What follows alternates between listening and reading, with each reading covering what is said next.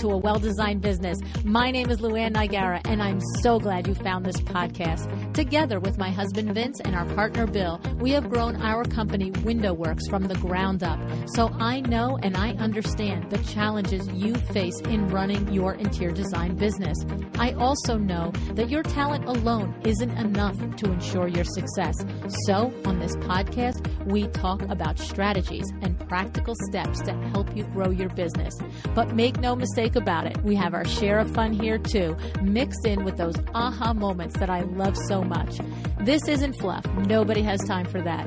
Whether you are a new interior designer or a seasoned designer, I am here to help you create and to manage the kind of interior design firm that you dream of. It's straight talk and it's action. Are you ready? Let's get started. Hi, welcome to A Well-Designed Business. Today is the second show in the series Black Lives Matter. The first show, if you missed it, was episode number 549. Corey Damon Jenkins was with me, and he shared his thoughts and experiences and struggles that he has endured as a Black man in this world. He also shared his experiences as a Black designer and the discriminations he has faced and that he sees happening in our industry. He made a call to the industry to do better, to offer product and licensing deals to Black designers, to feature Black designers on the covers of Shelter magazines, and to give every other opportunity that white designers quite literally take for granted. These are important issues that our industry must address and must commit to changing. I hope you will join me and that you will be part of making sure that this happens. Today, I am talking with my friend and co-author, Kay Whitaker. In my second book, A Well-Designed Business, The Power Talk Friday Experts, Kay taught us about her superpower, which is digital marketing. If you haven't read this book, it is full of chapter after chapter of advice from all 12 of my Power Talk Friday experts that were featured. You can get that book at luannigara.com/book2.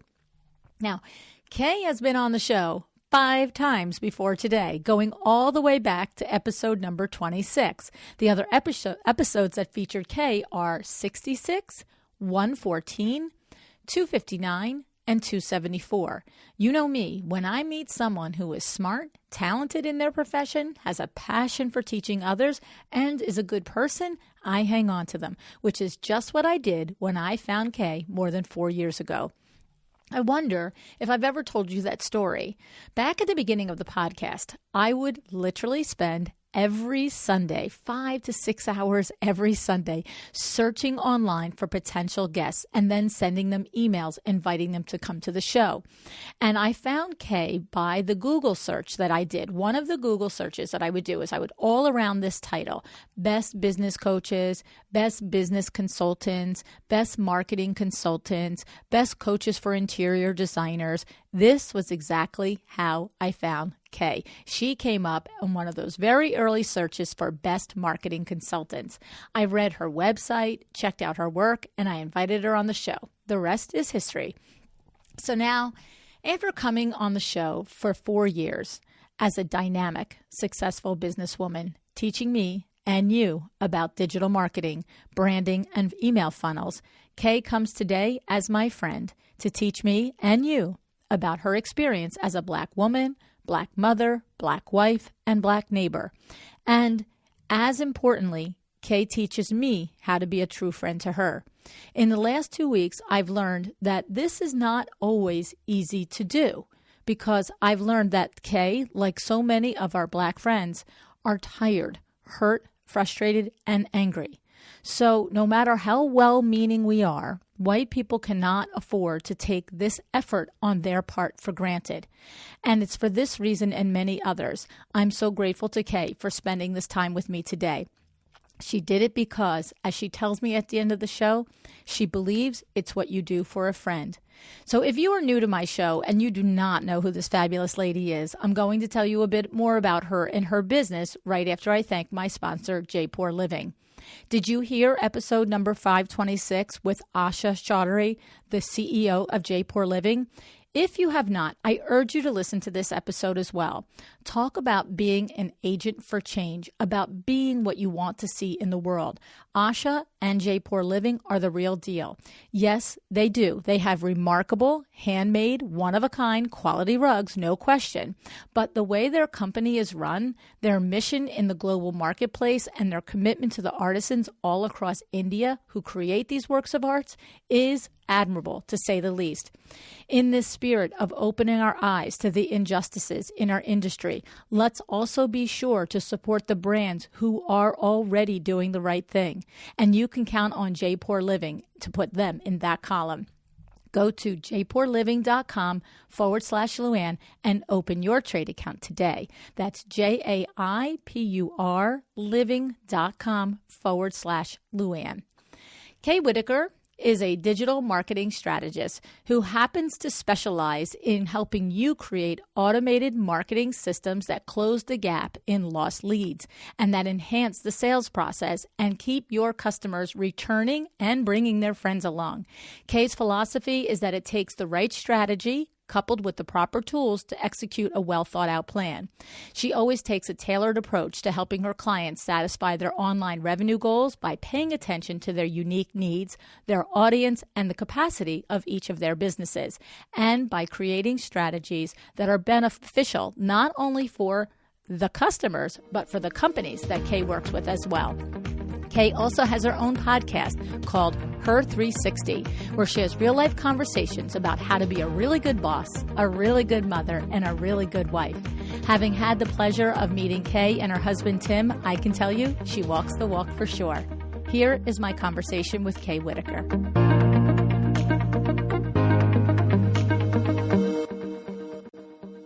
Hi, Kay. Thanks so much for joining me on A Well-Designed Business today. Hey, Lou. How are you? I'm glad we're having this conversation, Kay. You and I, you're a co-author in my book. You came and you were a speaker at Luann Live. We've shared house at High Point Market.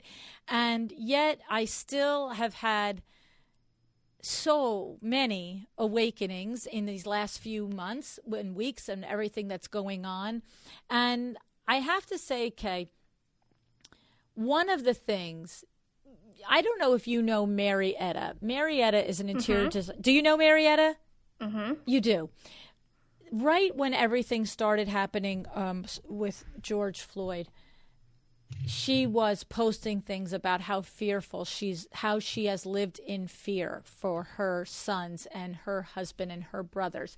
And that hit me between the eyes. I mean, you know what it was? It took picturing my friend, that pain and that fear around her own children.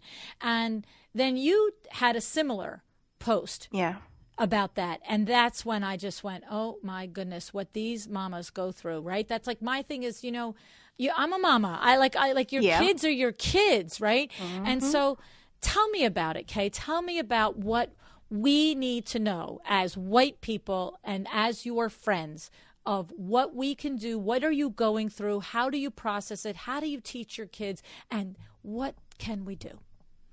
Well, Lou, first, before we hop into that, I just want to say thank you for having the conversation.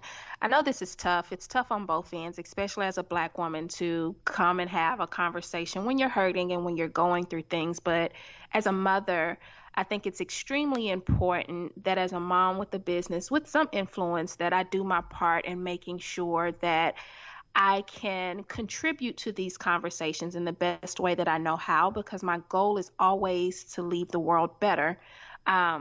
If something were to happen to me, I want my kids to know that I contributed to this world to make sure that they didn't have to go through the things that I went through as a Black woman. I'm raising 4 kids, 3 girls, 1 boy. My boy is 13 years old, and of course I've got a father, right? And then my husband. And as a Black woman, I think you've seen it. I think the post that you were referring to that I created on social media was speaking to the fact that sometimes my husband leaves and he's in situations where I'm like, oh my goodness, when I saw George Floyd, that could be my husband. And it stings. It really, really hurts, because as a Black woman, you almost feel powerless to protect your home in those cases. And from a Black cultural standpoint, we pride ourselves, even as mothers. We're nurturers, yes, and when the husbands are present, we do get to do more nurturing, but we are still protectors of our children and our families and our husbands because of our history with slavery. So it's hard when you feel like you can't do what you are naturally inclined to do, and that's protect everybody in your home. That's a pretty deep sentence there, Kay. I hear it, I feel it. It is your job as the mother. I mean, it's the whole reason for the mama bear and her cubs. Don't cross a mama bear with her cubs, right? It's Exactly. because it's wired so deeply in you to do that. And I hear this. It is that powerlessness. And I have to say, any mother would struggle with that. But when you think about that, there's so many other ways that you've created everything else that you probably have set out to create. You're a highly successful woman. You and your husband, Tim, also. It's like this one thing is just like, right, but the color of my skin makes that not possible for me to truly protect my husband or my children. Yep. Is that what we're saying, right? That's exactly it. That's exactly it. And it's like, no matter how hard you work, how much success you have, it's that one thing that if a person is racist and has an opinion of you based off of that thing, it doesn't matter who you are, what you've done, what type of accomplishments you've had, they are still going to treat you the way they're going to treat you based off of what you look like. And that's tough. And what do you do with that as a mother, Kay? Do you recall? Is there a conversation about how your parents taught you, or is the conversation really better today just what you're doing with your children, you and Tim? Well, as a kid growing up, so the way I grew up is completely different than the way our children are growing up right now. When I was a child, I grew up in a single parent household. My mom worked a few jobs to make sure myself and my brother were taken care of. We lived in what we call the hood, and we didn't have a whole lot. So for us, being Black was just what it was. You know, we experienced police brutality in our neighborhoods on a regular basis. So as a child, we were always taught, you know, if you see the police, just do what they say so you can get home, which is kind of still the conversation that we have now.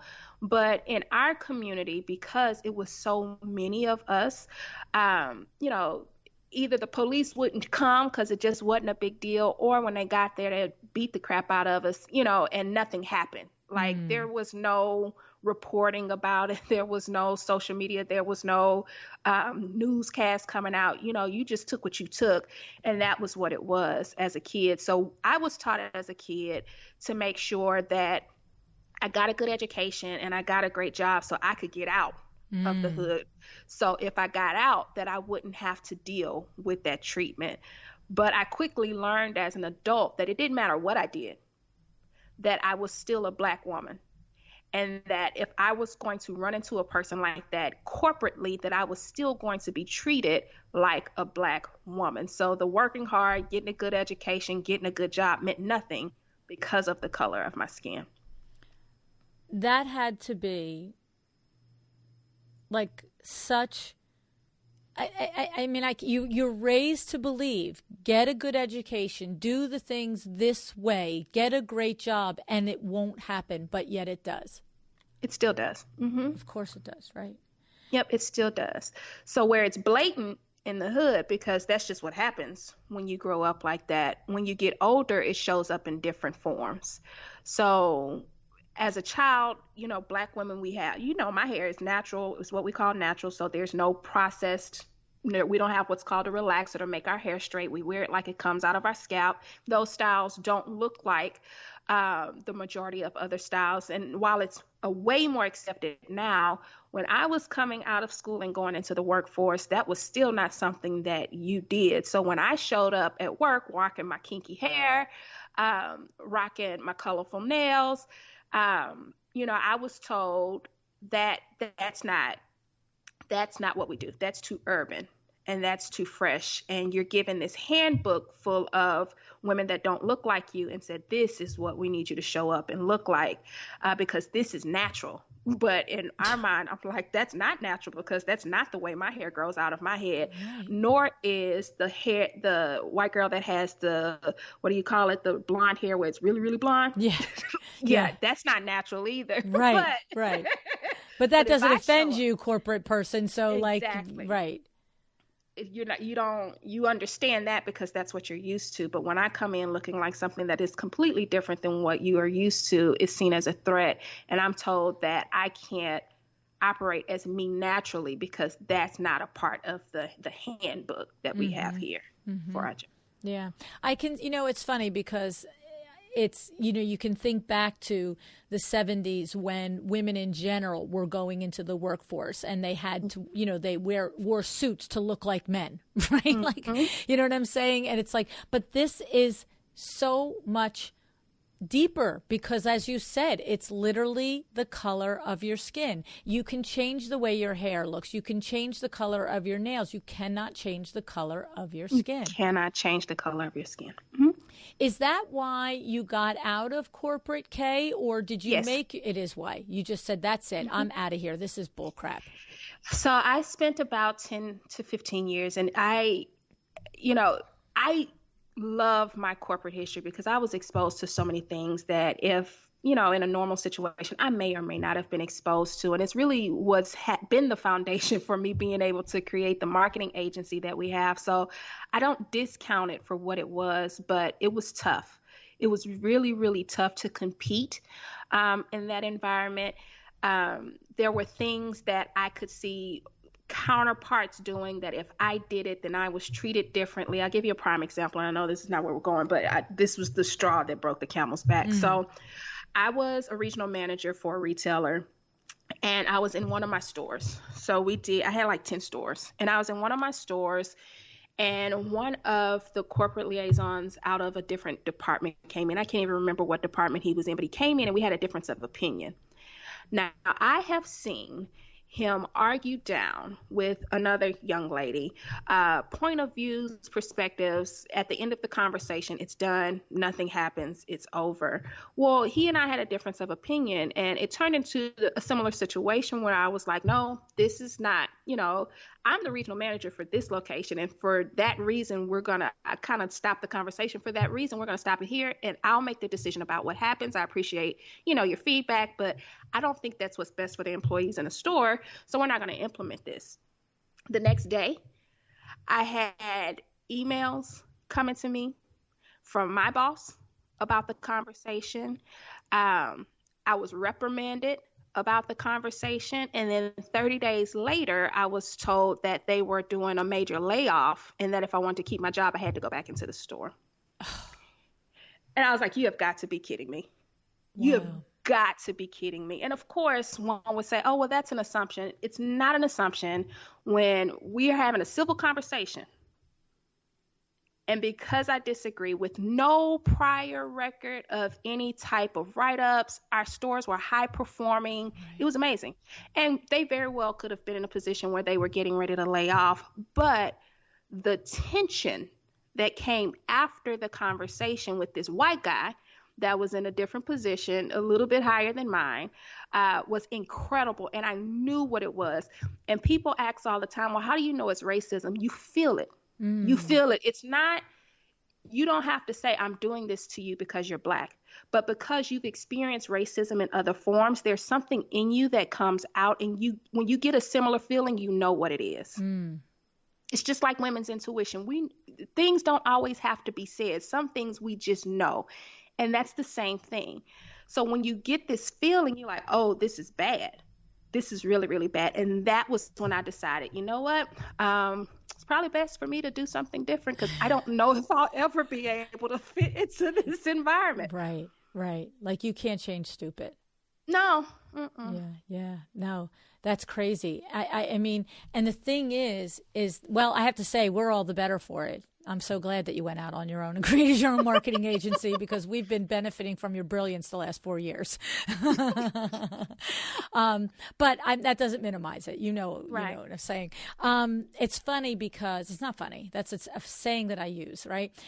Interestingly, a designer emailed me this week, Brianna Guy, and I have to say, I'm so grateful to her for emailing me. She took such care to explain certain points to me, and she said to me that I'm biracial and that I understand what you're doing, and I'm happy that you're doing it, and I love your podcast, and I've learned from it, and everything else. And she said, look, at the heart of it, we all have racist sentences in us, things that come. She goes, they come out of me, they come out of my mother. She, said all these things, and she explained to me some of the things that I had been saying and doing.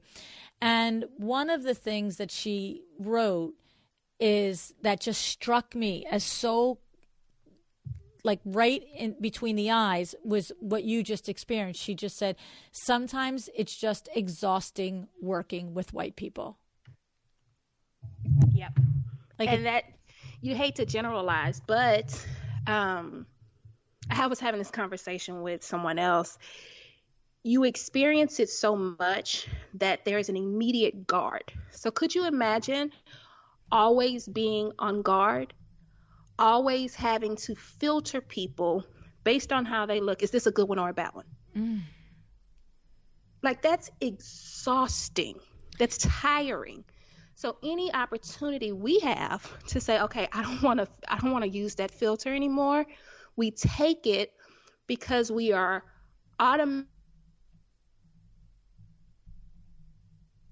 environment that we go through, because we have to filter whether you mean me well or whether you mean me harm before we're able to open up and truly have real relationships. That's tiring. Yeah. The thing is, how do you do that, Kay? I said, I see people for people, but there are indicators that we look for. And I don't know that it's like, oh, Luann, I just met you, so are you racist or are you not racist? But there are sometimes things that are said, the way that we're treated, a feeling that we receive that might put us in a place where we're like, oh, wait a minute, let's not invest too much into that relationship to see where that goes a little bit further. So it's not like we're coming into the relationship and it's like, oh, is Luann good or bad? Oh, she's good. Okay, I can talk to her. She meets all of these things on my checklist. Mm-hmm. It's more so, what's the treatment that I received in this initial reaction with Luann? We do a little bit more investigating when we have those initial reach outs to go and say, okay, are there any other Black people? That's one of the questions. Like, are there any other Black people present? What's been the history, or is this, something that's genuine? So it's not like a, hi, how are you? Are you good or bad? It's more of a, if something happens, we have a radar. I think, I think I understand it from this standpoint, because the standpoint that I'm filtering it is it as a salesperson, I'm doing that all the time. Mm-hmm. Now, I'm not doing it. I'm not suggesting that I'm doing it in the way that you have to do it for self-preservation, right? Like, I can understand how that's exhausting to really wonder if every or any single person, what their intentions are, where their heart is, what's going on. So I'm not equating it to that. I don't have, in other words, I'm choosing to do it is what I'm saying. Right. I'm choosing to evaluate every single time I meet somebody. And I actually would say it to you in almost every situation, whether I meet somebody at High Point Market, I meet somebody at an event, I meet somebody at a store, any place that I'm going to start to engage with somebody, I hear you. You pick up cues. You're picking up, and I'm getting that. Now, having to do that every single day for every single relationship because it connects to my self-worth, that's where I'm now feeling that exhaustion level, and I think I'm getting what you're saying. But what I'm saying is I'm understanding the intuitiveness of it. It's no different than if I'm talking to someone. It's like on a completely so stupid level, take it to a stupid level, but to make the analogy is if I'm going in to buy a car.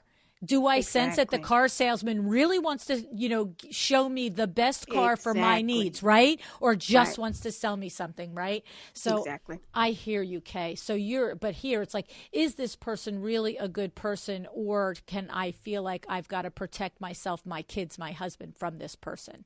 Right. That's what it is. That's crazy. Mm-hmm. And so how do you talk to your kids, Kay? Now, your kids, like you said, you started to tell us your upbringing. You said their upbringing is very different. Yes. So I did what my mother told me: go to school, get a great job, get out the hood. We did that. And that's always been the case for as long as my kids can remember. Now, I will say my older children, they lived there, but they were so young that they have no recollection of what was there. So for as far as they can remember as children, we've always been well off. We've always had great things, and we've always been in environments where people don't look like us.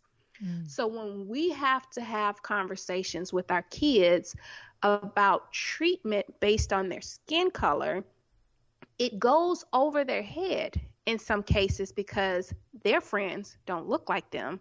And they're nice people. But as parents, we've been in situations where we've been at birthday parties and parents start to pull their kids, come here, let me talk to you. Oh my God. Because we walk in the room. Now, our kids don't pick up on this, but we do. And now we're parents in a room full of people that don't look like us. And we're like, do we address that, or do we let that ride so our kid can have a good time? You are in your neighborhood. You have been invited by these people to be part of it. Your kids are friends. Our kids are friends. The parents might be progressive, but that doesn't mean all of the family is progressive as well. So you might have an older aunt, grandmother, uncle, that's not so progressive, and they see our children as they shouldn't be there. So that's where we have to determine, do we go beat Granny up, or do we let her make it? You're a piece of work. Do we go beat Granny up? Right. So we let her make it, because I just saw her, clutch her pearls because my son walked by her. And that's what we deal with. And, some might say, well, Kay, why don't you move out of a neighborhood where it's more people like you? Well, because of the way the system is created, I want my children to have the best education, the best resources, and those things are not available in the communities like the community that I grew up in. Mm-hmm.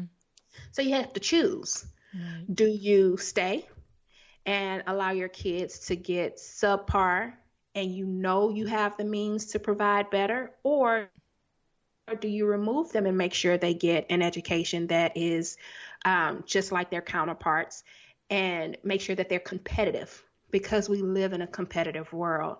I didn't go to school where I was. My mom put me on a bus and made me leave, but that's not the reality of where we are right now.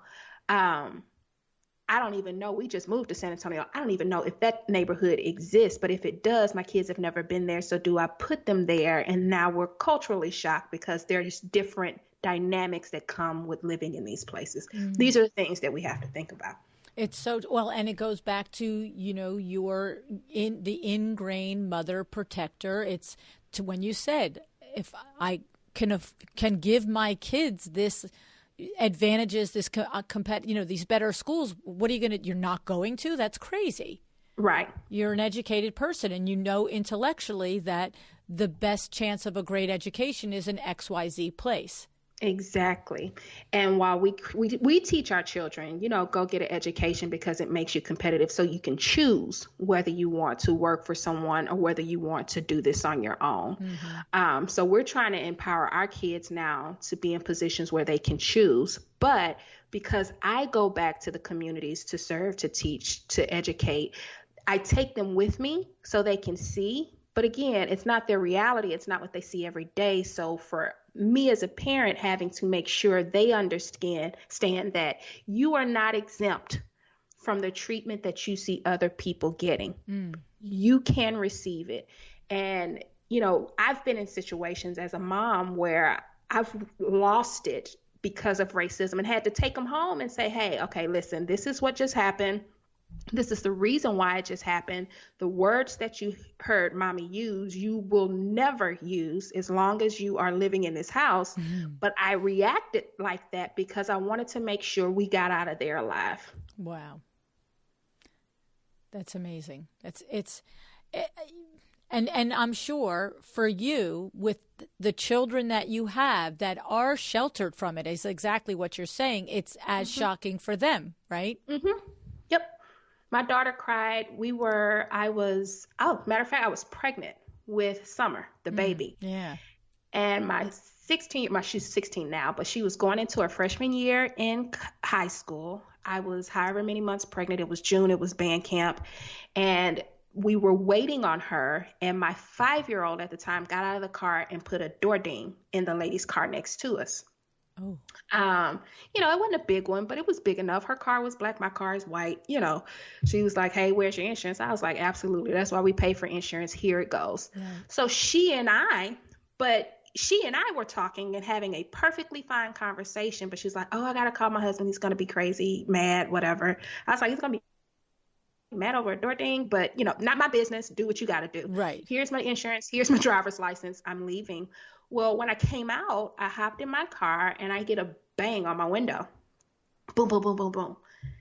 And I'm like, well, what is going on? Yeah. He's like, you need to stop. You're at the scene of a crime. And I was like, I'm sorry, what? What happened?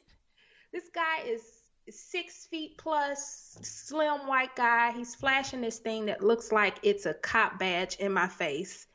And I was like, I'm so sorry. What are you talking about? Right. And he was like, your door hit my wife's car. And I was like, okay, well, she has everything she needs. What do you need? Because at this point, it's me and my 2 girls in the car. What is your problem? Right. So he's like, well, get out of the car. And I'm like, oh, no, that's not happening. I'm not getting out of the car. So he blocks me in. He takes his truck and blocks my vehicle in the parking lot. Oh, my God. And I get out and I asked him, and he said something. He was like, you people. And I was like, well, wait a minute. Who are you people? Right. Who are you referring to? Because this is something completely different now. Yeah. Who is you people? Right. What do you mean? Right. And at that point, he goes on to say something about I just lost it. I quit listening to what he said. And I told him, I said, listen, I'm pregnant. I just want to leave. If you don't move your car, it's going to be a bad situation. He's like, I'm a police officer. I was like, I don't give a damn who you are. Excuse me, French. At this point, we won't have anything else to say. I've got daughters in the car. I'm pregnant. I'm about to leave. Police or no police. If you are the police, then I need you to call your people. And if you don't call your people, I'm going to call mine. And I called the KDISD Police Department. And it was a Hispanic woman officer that came out, and he treated her, said the exact same things. Y'all think, and he just kept saying, y'all think. And I'm like, who is y'all? Yeah. Who is y'all? And of course, there was major exchange of words. His wife is hiding behind the other side of the car. I'm 8 months pregnant, probably. It's June. So 8, 9 months pregnant, screaming and hollering at this big, tall white guy that says he's a police officer that keeps saying y'all and you people over a door ding. Whoa. And so he showed no more respect to the Hispanic. No more respect for the Hispanic police officer. So he's just a full-on son of a gun idiot. Yeah. And she said, you're going to get in your car, you're going to move, and she's going to leave. And if you don't cooperate, then I'm going to arrest you. I mean, and this is all, like you said, I mean, a little girl gets out of a car. It happens all the time. It's not a big deal. And the next thing you know, you're in this full-blown situation. Full-blown situation by somebody that's supposed to be a cop, he said. I still don't know if he's a cop. Right. And the idea is that if it had beaten me in the car and my 5-year-old, you're 100% certain that he would have never even showed up. His wife would have called him. Never even showed up. Exactly. Never even showed up. So now I'm having a conversation with a 5-year-old that's in the back seat of the car because the wife had given her a toy. She's thrown the toy across the back seat of the car and said, I don't want to play with this toy because she's mean. I've got my 14-year-old sitting on the passenger side, quiet, tears in her eyes, scared to even talk the whole ride home, and have to get them home and have a conversation with them at 14 and 5 about why mommy went completely off. And it's probably not the way you respond, but I was scared because he had us blocked in and he kept saying you people, and he was a cop, and I wanted to intimidate him so that he didn't feel like he could intimidate me, so we could get out of there alive. Right. And understanding that was specifically what was going through your mind. It was like, if I even, sit here and show, compliance or submission, then who knows to what level where he'll take this. So you were who knows where to go. Right. You were, in your mind, it was like, I got to show a little force back here. I got to show a little like, you're not going to take advantage of me here. But that was scary for your daughters. Mm-hmm. Yep, and your husband's across town at work. Yes, right. And your baby's calling him, Daddy, you need to get here. Mommy's outside arguing with a big dude. Like that. Just, you need to get here. But now, Kay, I mean, as the mother, as the protector, you've got, a 13-year-old boy that's going to come through, and this stage of his life where people, as he gets to be 15, 16, 18, 20, and he gets taller and bigger and stronger, and people are going to make these horrible judgments on him, but he's not, like that would be that's what I could see as the other layer of this. Yes. It's like you made a conscious decision on how to handle this. You thought about it. You're a formed human brain, right? Right. But he's still a boy. And, a 16 or an 18-year-old boy doesn't make good decisions all the time, no matter the circumstances. Exactly. Right. And our 13-year-old boy has ADHD, which means he's hyperactive. He has additional support that he has to get in school. So we go through it with him all the time, because our hyperactive little boy gets treated differently than the hyperactive boy that doesn't look like him. And if he responds from his ADHD in a way that is seen as aggressive, then he's punished differently than what we've seen others be punished that don't look like him. And I can say that because I am at the school when they were going to school. I was at the school like every week observing. Wow. And have you been able to make any change or reform in that? Or doesn't matter because the one white teacher that does it this year, it's a different white teacher next year that does it next year? That's exactly what it is. That's what I That's could say. exactly what it is. Exactly. In the his fifth grade year was the roughest that we had because it was a white teacher. And we fought her all school year long. And finally, we made the decision now that we'll just homeschool him at home because we're tired of fighting. But yes, it's that you can't year. Fix everybody. You know what I mean? You can't fix everyone. And part of you wants to be an advocate for other kids that, parents can't go. But at the same time, when I look at my son and I see him deflate when we talk about school, or if somebody says something a certain way to him, it affects his confidence. Sure. And my number one priority is to make sure that he gets finished with school and has confidence in himself to do whatever he decides to do. So am I willing to fight? Yes. But do I think it's best to continue to fight these battles at school that take years to reform? Not really. I can do something about it.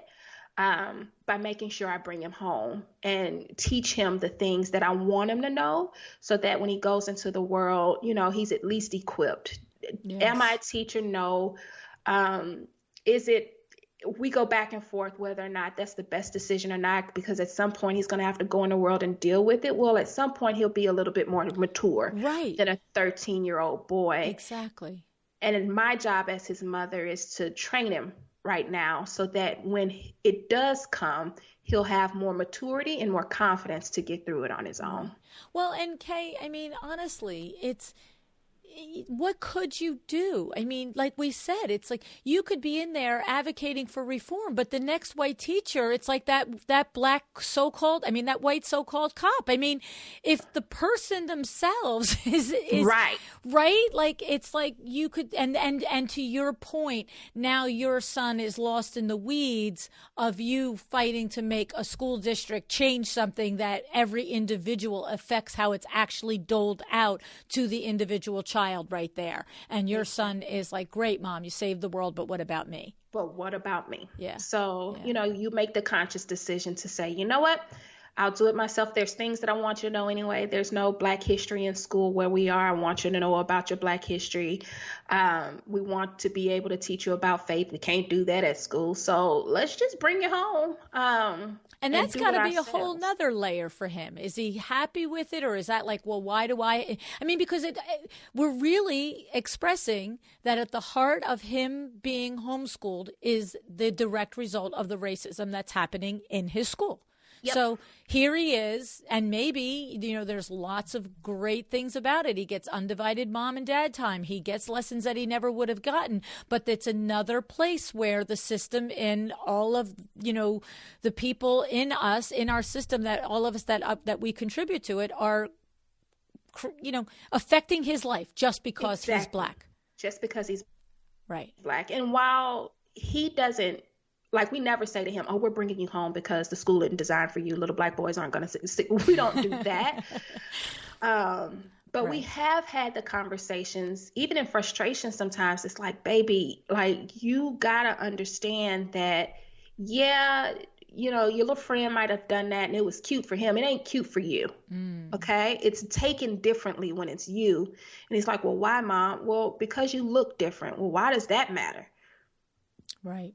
Why does that matter? Yeah. So having to have those conversations, and it really doesn't set in because his friends don't treat him wrong, but the adults treat him wrong. But I'm used to adults treating me wrong because that's been the behavior of an adult in school since I can remember being in school because I'm different. So it's a lot. It's a whole lot. But again, the protection kicks in and you say, okay, well, I can do this to protect you, even if I can't protect you from the difference of opinions of the people that are supposed to be at the school to help all kids. I can do this part to protect you. I can make sure that I'm available to make sure you have what you need so that you're taught the way you need to be taught. You don't have self-confidence issues coming out of school, and I can ensure that you go into the world and actually become a productive global citizen versus one with issues that were placed on you beyond my control. So that was our decision. Crazy. It's interesting because you said in there how you had to have the conversation with them where I need you to understand that you can't react this way because, the white boy can react that way, but you can't, right? And it's interesting because my daughter was having a conversation with me and we were talking about all of this. And she said, and Keisha Franklin had something in one of her posts where the line was just because the color of our skin, right? Like you said, we're not judged on the work that you do. The guy thought he could go to the boss and take advantage and, usher you out of the company because of the color of your skin. You knew that there were other, even women, not just men, that had conversations with him that didn't result in that, right? Just the injustices, the dangers are a whole nother conversation. But like your incident in the parking lot, that was injustice that you experienced, and there was fear there too. And it's fear that because they've never experienced it personally, they don't understand what the fear feels like. So if you've never been in a situation, it's hard to hear your parents, and we're the griping parents, right? Don't do this, don't do that. You're Black. You're going to, I remember I had a client that I was talking to, and he was telling me about what his mom used to say, that they're going to kill you. That's how she used to talk to him. They're going to kill you, because she was trying to scare him into not doing things. And it's almost the way it sounds to a 13-year-old. This is going to happen to you. And he's like, no, it's not. It's never happened to me. I've never dealt with that. But it's a possibility that can happen to you. And he's like, no, it's not. My friends don't treat me that way. So, and that's not what he says, but that's how he acts. That's right. He acts. That's how he acts. Your son is sort of, oblivious to that at this point too, is what you're saying to me. And it's funny because I don't know if we would use the word sheltered, because we take them back. Like, for example, I had my client earlier laughing. They're with their grandparents now. So the grandparents' ear is halfway working, they don't have the money to get it fixed, but I'm not going to get you. That's how I grew up. So deal with it. Get you some ice water, get you a fan. You're fine.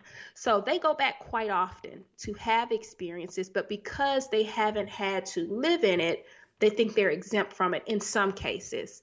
And if it happens to them, they don't recognize it because they don't see it as something that is a reality for them personally. So even when he's being mistreated at school, he doesn't recognize that. He's not filtering it through that. He's not filtering it through that lens because we've tried to make sure that they're diversified, for lack of better words. Right. So we try to keep them in environments where they're not the only Black kids, but we also make sure that they're in environments where there's nothing but Black people, so that there is some relation. So at church, if there's any time where we have time to take vacations and stuff like that, we try to make sure we instill it in them, but their day-to-day life looks so much different than what we were, that getting them to understand it now is difficult. I will say my 16-year-old, however, when the George Floyd stuff happened, it hit her a little bit differently. And I guess because she's seen me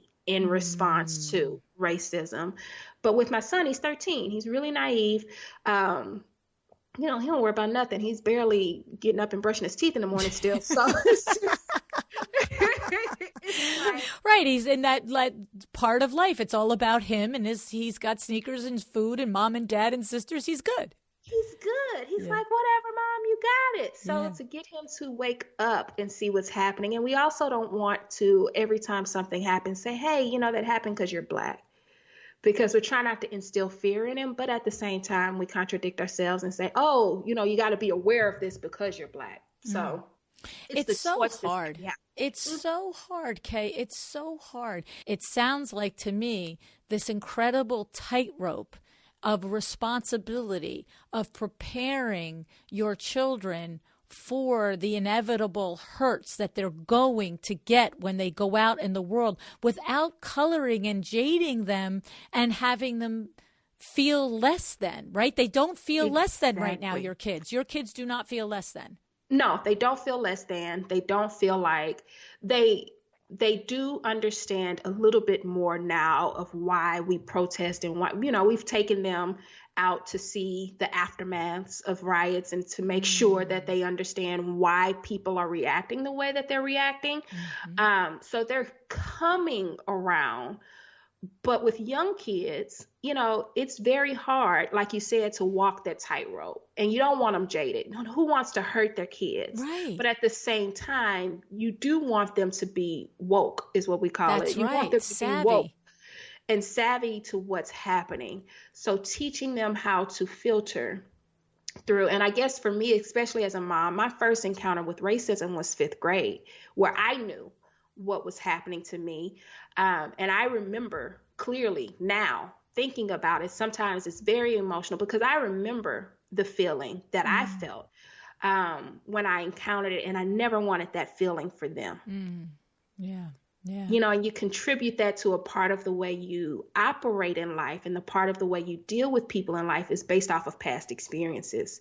So I've always tried to train them, or to try to put them in environments to minimize that type of hurt, so that they wouldn't live life hurt like I've lived it, if that makes sense. Yes. So it's the protection and making sure that it's there, but it's in times like these and other times where you're like, hey, I need you to see this and know that this is possible for you. And that's a hard conversation to have. Oh, I can't. I know. I can't imagine it, especially filtering as a mother.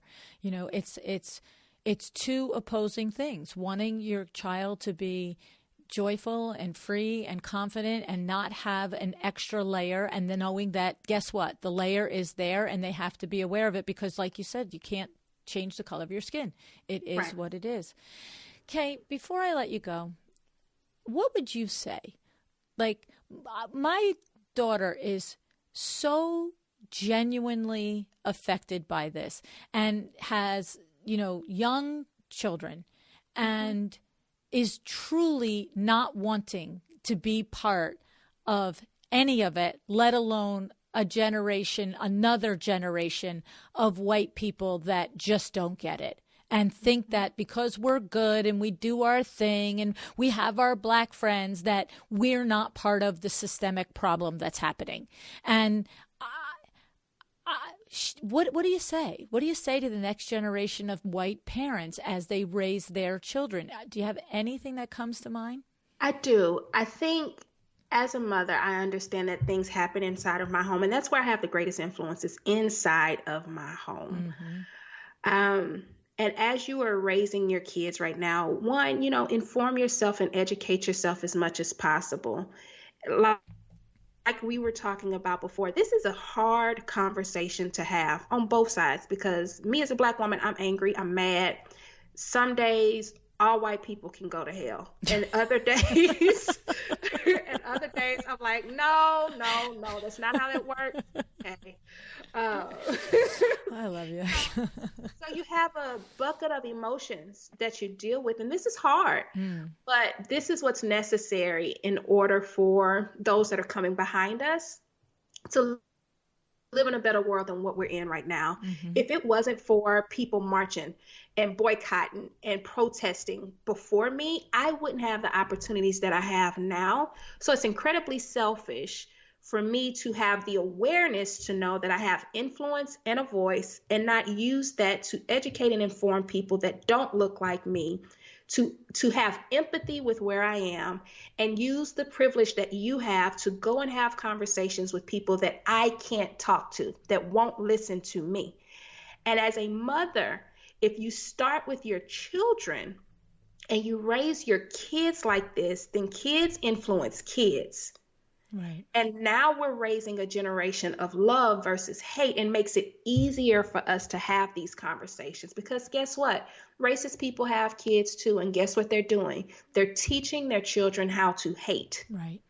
So we have to combat that and teach our kids how to love and how to fight for what's right, and how to make sure that they see people for people and not by the color of their skin. And when they see injustice, they speak up. Just because it didn't happen to you doesn't mean it's not important. And if you see someone that doesn't look like you, that has Black skin, that is not being treated fairly, then you do what you can with the privilege that you have, because you have it, to make a difference in that person's life. And if we can raise our kids like that, then we can have a better chance of creating more love than hate. And that's, I'm more hopeful than I am hurt. I think that everything happens for a reason. And as a mom, I do my part to make sure that in my little circle of influence directly here in my house, that I try to train and develop to the core principles that we have. And I try to teach my kids how to be banners for that when they leave our homes. And if we do that, if our moms can just do that and then tell their girlfriends about it. Right, exactly. Can I ask you some, the thing is, me, this is I want the tactical advice, right? Just like if you were doing a business principle and we were talking about your genius with marketing, I'd be like, but Kay, how do I really do it? So I'm going to do that right here for a minute and use it as an example, because for me, story and analogy is the best way, I think, to illustrate a point. So when we take ourselves back to you and your husband and your children walking into that party, and the granny who reacts so horribly. Are you saying to me, as a white woman, like, I understand you just like, am I going to take granny out, or are we going to let the party go on? Right. So are you saying to me, as a white woman, you are in a better position in this exact moment. Now, like I'm saying, I'm your neighbor. Kay, you and I are girlfriends. We're friends. Right. We're at the same party, and I see our other friend's granny do this. Now, I have to tell you, in that environment, now we want to talk about at a restaurant, stranger environment, I probably, especially after these last several weeks, would be more likely to say something. But when I put myself in the situation of I'm in my friend's home, Kay is my friend, and this is another friend's granny, this is that other friend's granny, I have to say, I don't know. Do you say to me, look, this is white, she's white, you're better off having my back in that moment, Luann? Or are you saying to me, look, we're not going to change Granny and we're all friends? Like, that's where I don't know the line. Like, where do I show up for you, Kay? You see what I'm saying? Show up in that moment for me, Lou. Okay. Because as a parent, that is hurtful for us. Okay. And, we're going to let our kids... So don't shy away in that moment. Don't look at you and say, hey, Kay, are you going to stick up for yourself? I'm your friend. I do it. Absolutely. Granny not going to listen to me. Right. And if I go to my friend about Granny, it is probably going to be hostile. So you have to step in and be like, hey, girlfriend, did you see your mama, how she treated? That's the conversation that you have. Okay. Start with friend and then let friend handle Granny, but at least interject for us that way. Okay. Because that's the ally. That's using your power on our behalf. Not to say that we're weak, but we recognize that in some situations, we are going to make it worse than better. Understood. So if there's someone there that can intervene on our behalf, then do that for us. And then if it comes to a point where we have to step in and handle it on our own, great. Right. But if you see it, say something. Okay. You know me, Kay, I just don't leave the question unasked. If I need to know how to do email marketing or I need to know how to be your friend in that crazy situation, I need to know it. Yep.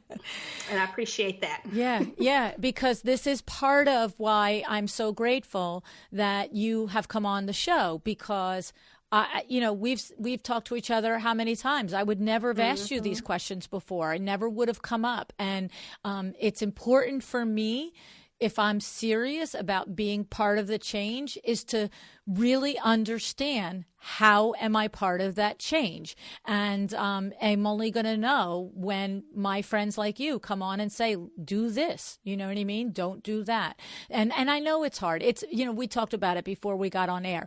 It's a hard conversation for us who we know we trust each other, but it's still hard. And I feel like there's a lot of landmines. And, what I said to you off air was, you're my friend. And if this isn't going to serve our friendship, then we don't do this conversation. Like, you know what I'm saying? And so, and we decided to have it. And I think it went okay.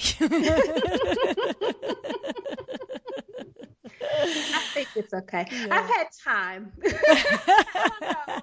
People would have called me a week ago if it would have went the same way. But again, I think it's having grace in friendships. And I even appreciate as a friend saying, hey, if we're going to do something that's going to make it bad for us, maybe we do this later. Right. I think it's friends. No matter who you are, what you look like, if you're a friend, I think you're supposed to be able to have that safe place where you can have those type of intimate conversations with people and say, okay, right. I have to have grace for you and your lack of understanding, just like you have to have grace for my anger. Right. And if we can do that across the board, and I know for us as Black women, and I've had 400 years of grace. Yes, we have. But it's not you, Luann Nagara, that has put your knee on my neck. You just happen to be a white woman. Right. So I'm not going to hold you hostage for something that I know that you're not. But if you're ignorant in that area and you're open to it and we're going to have a conversation, then as your friend, I'm going to come to the table to you and let you know when you're wrong, let you know when you're right, and let you know what I need.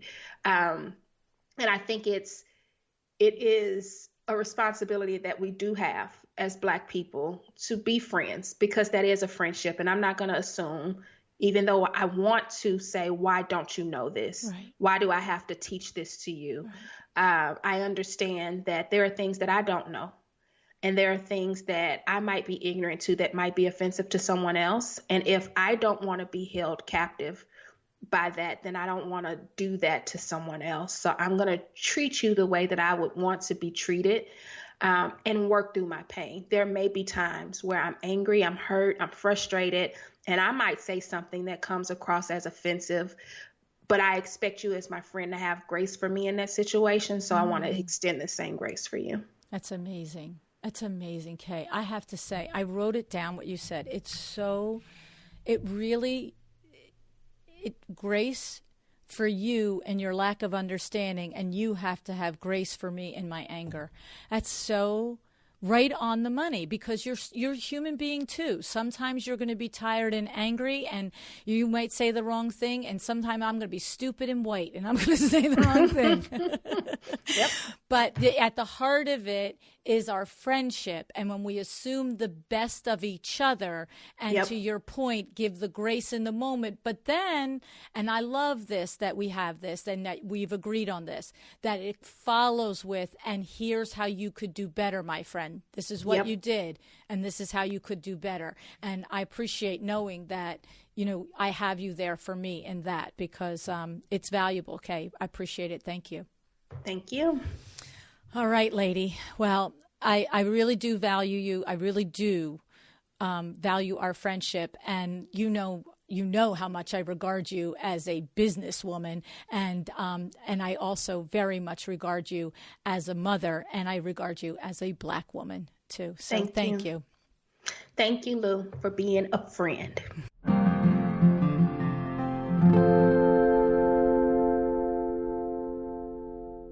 I have thoughts, many in fact, so hang on for a moment and I'll share them with you.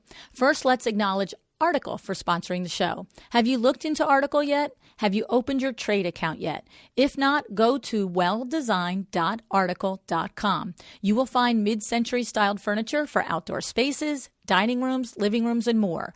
We know people are decorating their outdoor spaces now in particular, expecting to vacation at home this summer. I can tell you our awning business is busting up at WindowWorks. People are looking at their backyards and thinking, why have I ignored this space? Well, help them out. Open your trade account today at welldesigned.article.com and let them know that by next weekend, they can be relaxing in style. So, how about that awesome sentiment from Kay? I will give you the grace for your lack of understanding, and you give me grace for my anger. In these last few weeks, I have learned so much, and the biggest thing I have learned is that I have huge gaps in my understanding of what white privilege truly is. I am thankful to Albie, to Brianna, to Shanae, to Mulaney, to Gail for sending me things to read, videos to watch, and to Kay for sharing her heart and her hopes for change with me. A few of the things that I have seen that have helped me see my complete lack of understanding include a video of Dr. Robin DiAngelo, the author of White Fragility, sent to me by Brianna, a biracial interior designer. One of the many takeaways includes Dr. DiAngelo's explanation of why white people don't get it when you say we are a racist and why we don't think we are. And she explained it this way. She said it is because racism is typically characterized as, number one, being perpetrated by an individual, right? By a specific individual. Number two, as being a specific conscious act, okay? And number three, as being committed with intent, okay? So she said, take a minute with this because I'm just going to repeat it. Being perpetrated by an individual, so not a whole group of white people, Black people, any kind of people, by an individual, as a specific conscious act, something I specifically do, and as committed with intent, right? So when you really sit with that a moment, she said, when white people like me have this characterization of what they think racism is, it makes it hard to talk with us without us being defensive. Because there are those of us that can truly say, I, as an individual, I am an individual, right? And I am personally not doing this, and I am not doing it consciously, and I'm not doing it with intent. Okay? So, but this is what she said. The reality is that we've been raised with white patterns and white privilege, that it's actually embedded in us so that we don't even see it. All right? This was me 3 weeks ago. I'm waking up. I'm listening and sitting with these sentences and these thoughts and trying to run through my mind. Okay? So now, maybe I'm at a point, when I hear this last week and I watch this video, that I'm still mulling it. I'm like, what do I do with this, right? So with this new idea, I say to myself at this point, let me just simply accept this as true, that it is so embedded in me that I don't see it, and see where this awareness might lead me and what I might learn. Okay? Because remember, I'm searching not only for where I am a racist, even though I didn't previously think I was, but I'm also searching for it. In how is it such a part of my being, in my whiteness? How do I know where it is and what to change if it is embedded in me? All right. So I'm thinking, well, how am I going to know it? And where is the shift I'm going to make? Like Kay said, where is my lack of understanding? All right. So here's lesson 2. It's going to build. I was watching Oprah's Where Do We Go From Here on YouTube. I have 6 pages of notes, by the way, from this 2 hours, and I will continue to share with you in the coming months some of the lessons from this. But here's the particular story that helped me connect both what Dr. D'Angelo meant, that white privilege is so embedded that we don't see it, and what Kay meant in giving grace for our lack of understanding. Okay? Nicole Hannah-Jones, a Pulitzer Prize winner and founder of the 1619 Project, relayed a story that she heard from a sociologist. Nicole didn't name the sociologist, but she explained white privilege is swimming in a stream, and you are swimming in the direction of the current. Picture it. She said, just because you're going with the current doesn't mean it's necessarily easy and that your life is without challenge. Even swimming with the stream, there are inherent challenges to keeping your head above water. You can picture that, right? But then she said, being Black is like swimming in the same stream, except every single day you are going against the current. The very nature of the stream is against you. Every day has all the challenges that life has and that life includes, except you are swimming against the stream. You're swimming against a system that is designed to push you back. And this is white privilege. This makes sense to me on every level. It makes sense to me on how I could be ignorant to it and how incredibly hard it is to be Black. And it makes sense to me why Black people and my friends are saying that they're so damn tired and hurt and angry. All right? I've had a light bulb moment with this. These are lessons for me, for my white life, my white privilege. There are more to come. I know this to be true. And I'll also say this is true. I'm nervous. I'm concerned. I'm worried I will say the wrong thing, worried that I will offend you, whether you are Black or white or any other color or race. The thing is, after more than 550 episodes of this podcast, I had found my feet and my voice behind this mic. And now I'm reminded of my first 5, 6, 8 months of doing the show, where every single time I wondered, did I ask the right question? Did I get the right information out of my guest? Did I deliver a worthwhile show? Well, I'm here to tell you, I'm back on that shaky ground now.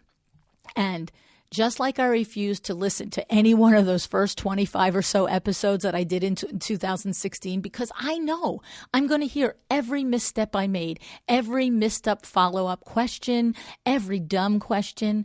I'm pretty sure that I'm going to look back on these episodes in much the same way. Not because my guest is not and will not be up to par, but because I'm pretty sure I will not always be. But Kay said it. To say nothing means you agree, and I do not agree. So just as I learned over weeks and months and years about the details of running an interior design business so that I could ask better questions and be better at what I'm doing, I'm going to learn about my whiteness, about my innate bias, my complicity in racism, intentional or not. And I'm going to learn how to take that baton for a while like Corey Damon asked, how to be a better friend, like Kay asked, and to use this mic and this podcast to shed light and conversation right here in this industry, in our industry.